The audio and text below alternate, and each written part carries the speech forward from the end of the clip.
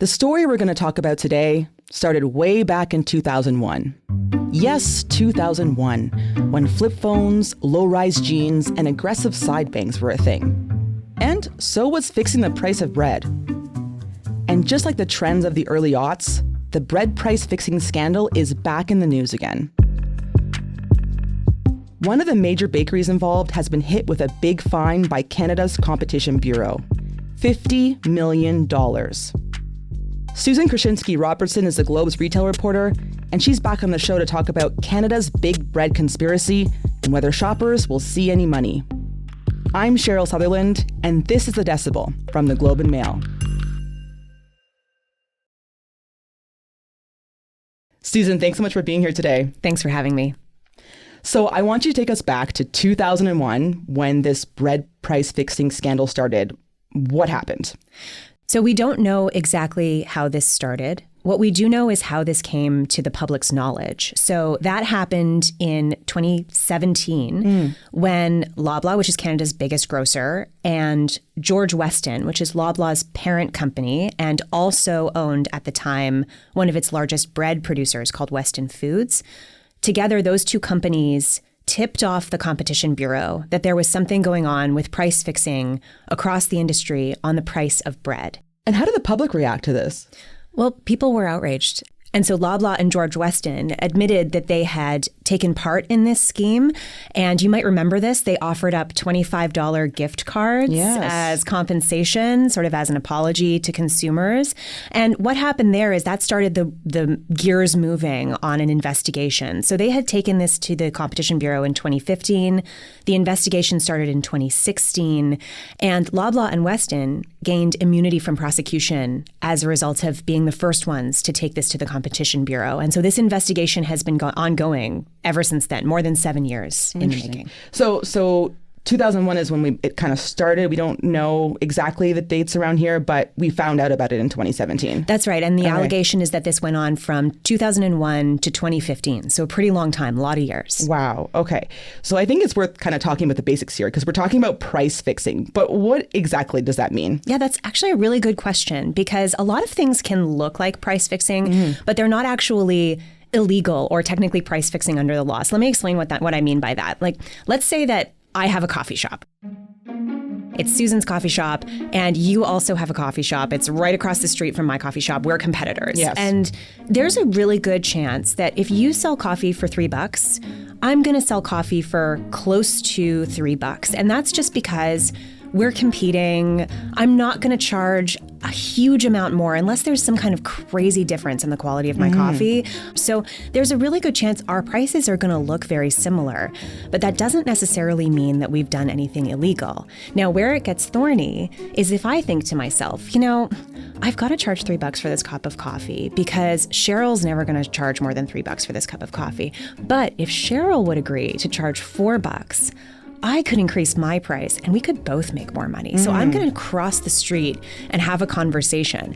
And that's where we get into the territory of a conspiracy. And so that's when you get illegal price fixing. So it's not necessarily that prices are similar, that you can tell that there's wrongdoing. It's when competitors have an actual conversation with each other and make some kind of arrangement to artificially inflate the price of something.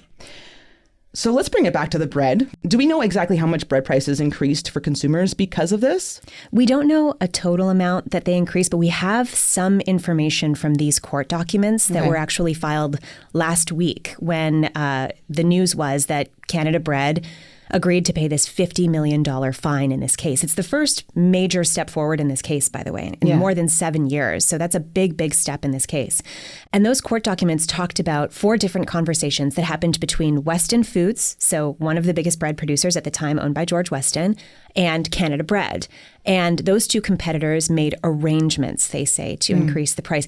And it doesn't actually sound like a lot. The court documents describe, one price increase of 8 cents on, a packaged bread. Another one is like 12 cents, 14 cents. Doesn't sound like a lot. But when you spread it out over all of these packages of bread sold all across Canada over 14 years alleged in this scheme, you can see how that would really, really add up.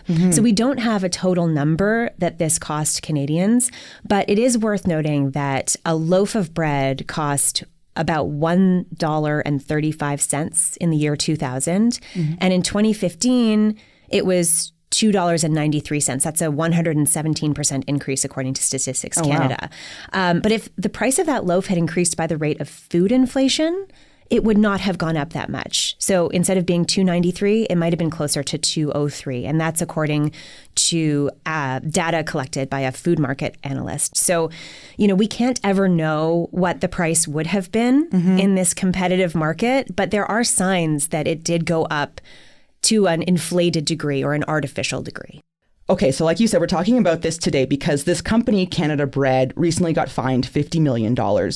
But why exactly did they get fined?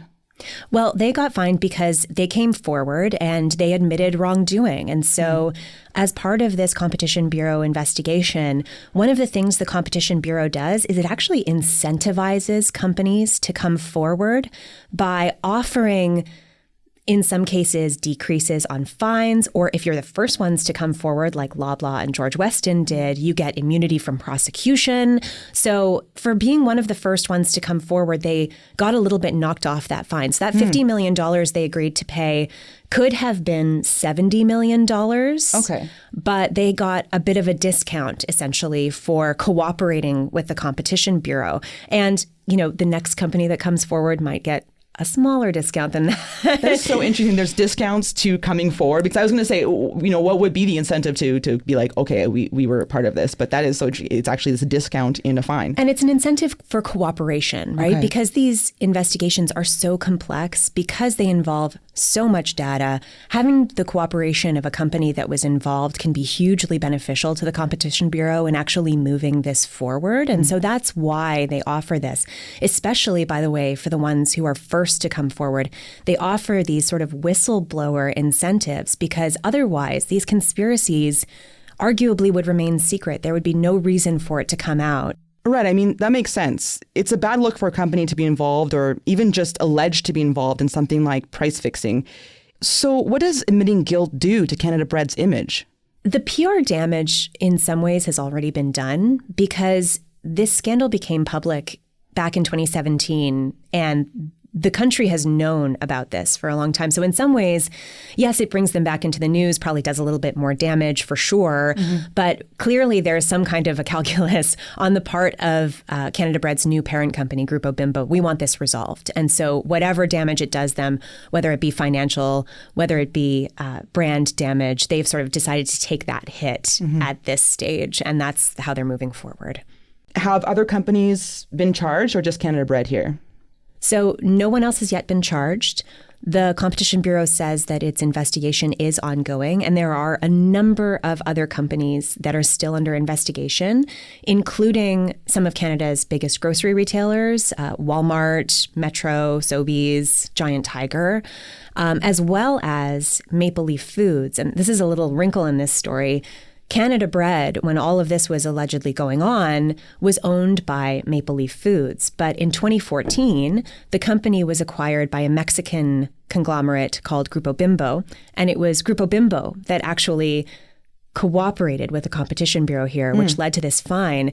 But the activity allegedly happened under Maple Leaf Foods ownership. And Maple Leaf Foods also remains under investigation by the Competition Bureau. And they, by the way, have issued a statement saying they deny any allegations of wrongdoing.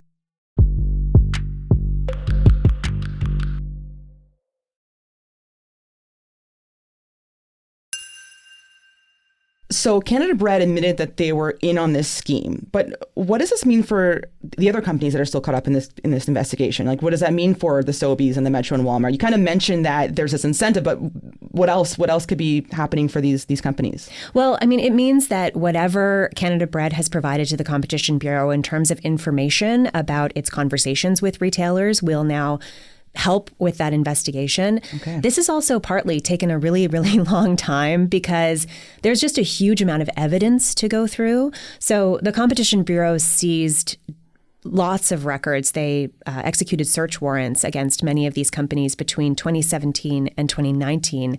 The Commissioner of Competition for Canada told me this was the largest amount of records ever seized in any investigation that they've ever done. And they're combing through those records now. But yes, what this means is that this is ongoing, and whatever information Canada Bread has brought forward will only assist in that investigation. I'm curious, when you say evidence, what are we talking about? Oh, it could be anything. Emails is a big one, right? Any records that they might have. So those search warrants involved electronic records. So they're looking for a paper trail or a digital paper trail for any of the activities that are being alleged here. And it's really important that they are thorough in that search, because under competition law, when we're talking about a conspiracy to engage in price fixing, that's a criminal charge. And what that means is that they need proof beyond a reasonable doubt. And so they really need to be thorough and gather as much evidence as possible and look for as many records as they can. So they're combing through a lot of data right now. Okay, so criminal charge, does that mean anyone will go to jail? No, not at this stage. So by paying this $50 million fine that came out last week and agreeing to this statement of facts, Canada Bread has now resolved the investigation into that company. So no one's going to jail. The fine is the entirety of the penalty against that company. And again, because they have cooperated. That being said, there are still people who are implicated, people who are no longer at Canada Bread, people who may have been with Maple Leaf at the time, which again was its owner at the time of this activity. And investigations there are still ongoing. So it's not clear what could happen in the future. This investigation is still very much not over. But for now, the portion of this investigation that relates to Canada Bread itself is resolved. Okay, so let's talk about this $50 million fine just for a second.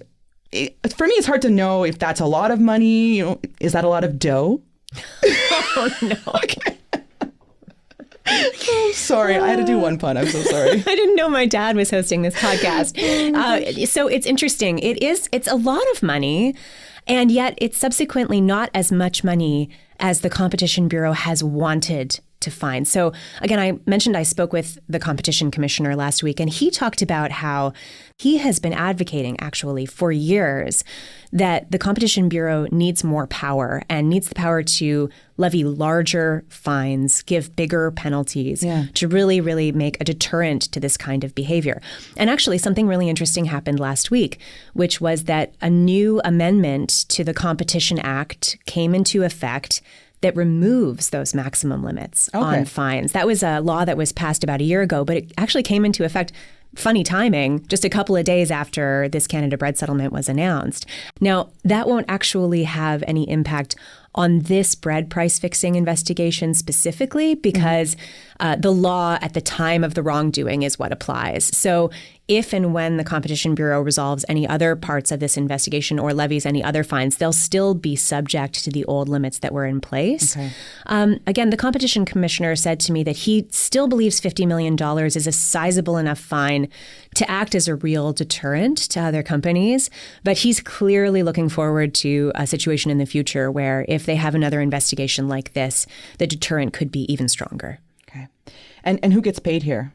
It's the government. So fines for criminal offenses under the Competition Act are paid to the Receiver General for Canada, and they become part of the Government of Canada's revenues. This makes me again think about the consumer, because when we talk about fines and we talk about companies, there's always a thought that maybe this goes on to the consumer. So is there any chance that this fine might be passed on to regular Canadians?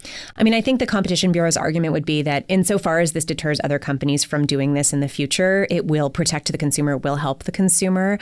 There are also a couple of civil cases that are ongoing, class action lawsuits into this same matter, and they are seeking further compensation of some kind. Now, those suits are ongoing.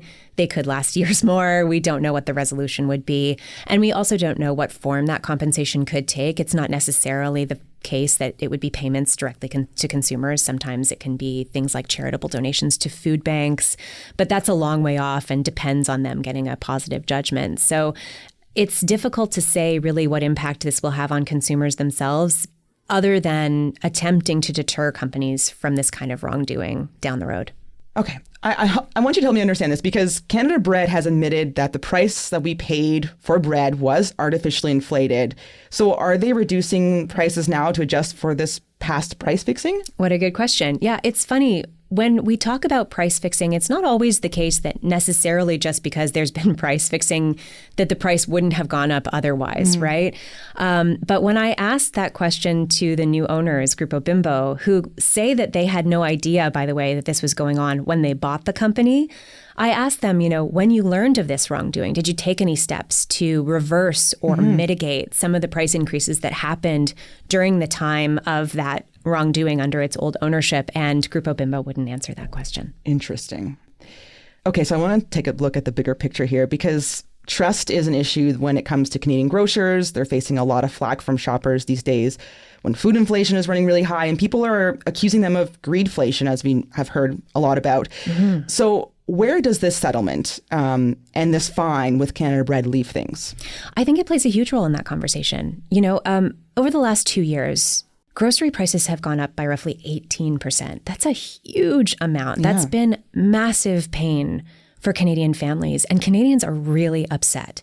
And over that time period, the grocery retailers have been saying that it's really important that people understand that food inflation isn't only their fault, even though it's in those stores where we feel that pain the most, because it's the last step of that food supply chain.